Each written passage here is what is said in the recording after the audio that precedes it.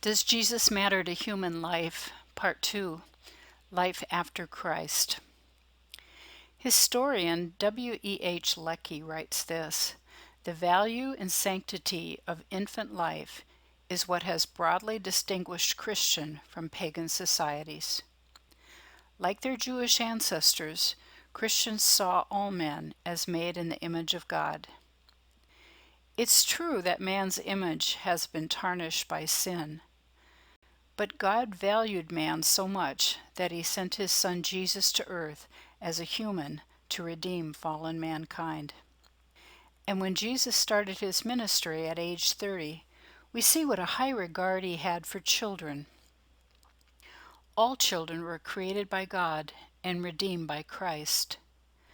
The Christians were the first to call infanticide for what it really was: murder. When the Christians arrived in Rome, they did not do as the Romans do, as the saying goes. They opposed infanticide wherever they found it. And how did they oppose it? They often took children into their own homes to raise them as their own adoptive children. They worked on a grassroots level rather than forming a party with political strength. Despite severe persecution in the first 3 centuries, the Christians never relented when it came to the position of the sanctity of life.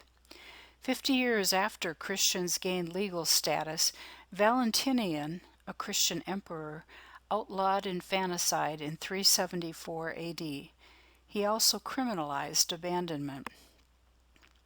These new laws gave infants and children a legal and moral protection under God and under the laws of man. These laws spread throughout Europe so that rescuing infants became part of a revival in the Middle Ages. It was another example of the practical way these early Christians were changing their society. Thus it was that the intrinsic worth of an individual man and woman as a child of God and an immortal soul was introduced by Christianity. Because the early Christians saw God as the creator of all life, they also believed that it was God's prerogative alone to end life. The Christian church took a stand on the sinfulness of suicide because they felt that it violated God's command, "Thou shalt not kill." A heretical movement called the Donatists said that after baptism there could be no forgiveness of sin.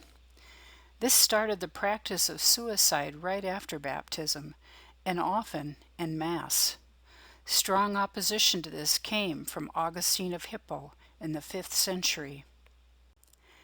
Thomas Aquinas in the 13th century followed the Church's condemnation of the practice of suicide, saying that it was morally wrong because it was a sin against nature and the gift of life that God had given. Suicide was also an act from which one could not repent. Christian opposition to suicide prompted many Western nations to outlaw it.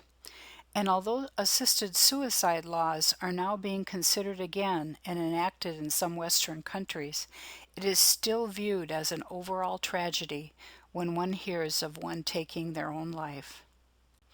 This is the influence of Christ's love for all mankind infused into this society.